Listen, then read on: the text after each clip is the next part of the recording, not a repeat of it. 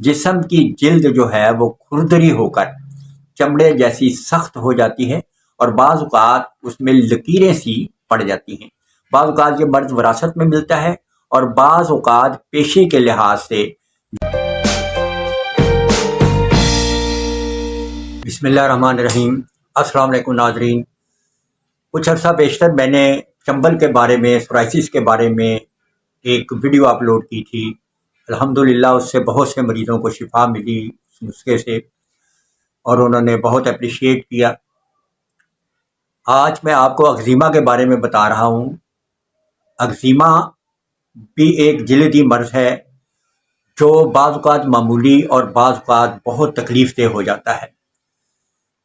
ख़ारिश होकर जिस्म पर जिल्द जो है वो वहाँ की खुश्क हो जाती है और फिर एक दाना सा निकल आता है और उसमें से रतूबत निकल कर जम जाती है और हल्के नीले रंग के और कभी कभार सुर्ख रंग के धब्बे की शक्ल इख्तियार कर लेता है और उनमें मज़ीद पीप वाले दाने पैदा हो जाते हैं और जमकर पिपड़ी की सी शक्ल इख्तियार कर लेते हैं।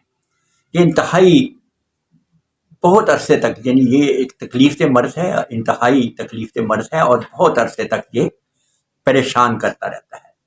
यानी जो रंगरेज होते हैं, तारकोल का काम करते हैं या रंग रोगन का काम करते हैं, उनमें अक्सर ये जो तकलीफ है ये हो जाती है।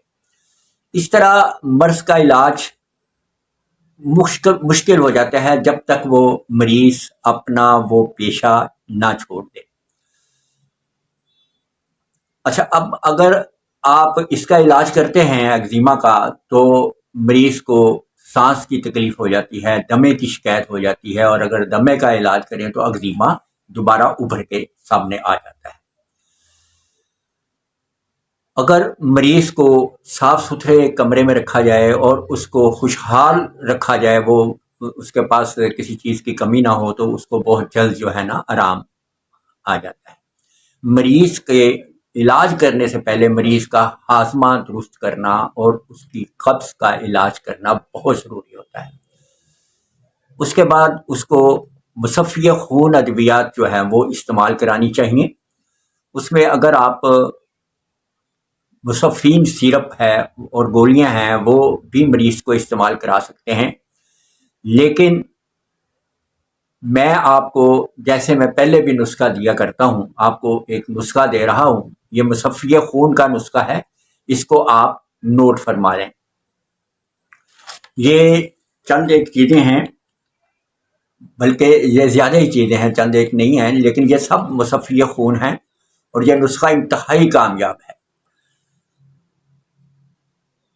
ये है पोस्त शाख नीम।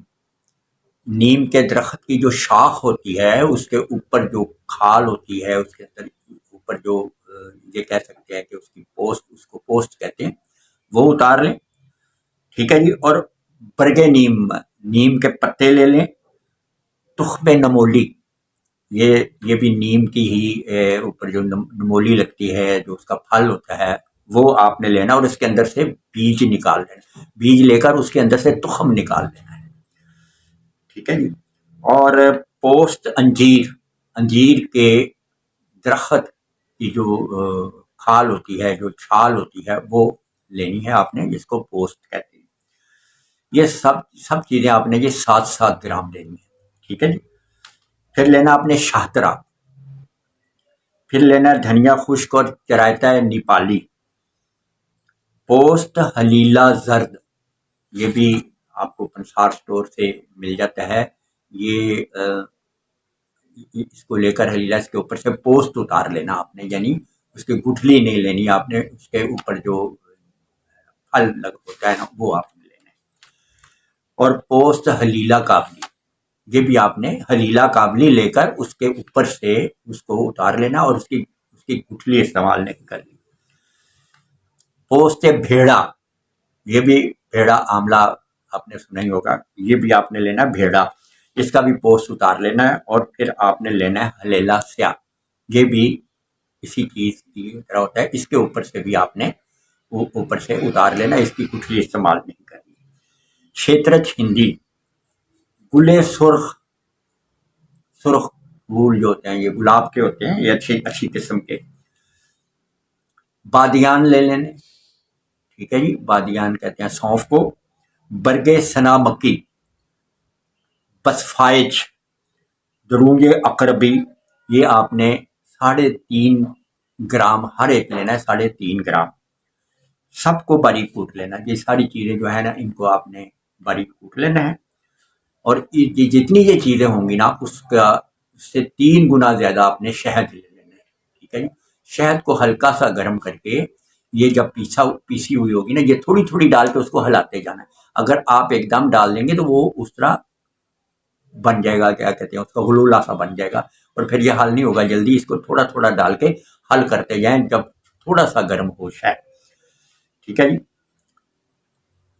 صبح شام 1 چمچ آپ نے اس کا کھانا ہے، پانی کے ساتھ کھا لیں تو انشاءاللہ تعالیٰ یہ جسم میں جا کر جسم کے اندر خون کی جو غلظت ہو جاتی ہے، جو گندا ہو جاتا ہے خون، اس کو یہ صاف کریں گی، اور انشاءاللہ تعالیٰ اس سے جو یہ مرض ہے، جلد کا کوئی بھی مرض اس کے بعد پیدا نہیں ہوگا۔ تو اگلی ویڈیو تک کے لیے مجھے اجازت دیجیے۔ اگر یہ ویڈیو آپ کو پسند آئی ہے تو اس کو آگے شیئر کریں، اور جس گروپ میں بھی آپ بھیجنا چاہتے ہیں آپ بھیج سکتے ہیں، آپ بھیجیں تاکہ دوسروں کا بھی بھلا ہو۔